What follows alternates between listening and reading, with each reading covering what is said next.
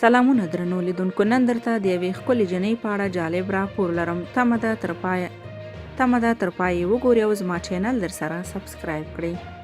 د روسیې ولسمشر ولادیمیر پوتین یو شخصي ساتونکی وایي ځکه له دندې ګوښه شوې چې د تشکیلاتو مشر او ملګرو یې د دې ښایست سره بخیله کېده. د ولسمشر پوتین دغه پخوانی ساتونکی چې انا نومیږي وایي وروسته له هغه ورسره د تشکیلاتو او ملګرو بخیلي پیدا شوه چې د ښکلا ملي جایزه یې واخیسته او په وینا یې همدا ډېر ښایست یې د ځان بلا او د دندې له لاسه ورکولو لامل شو.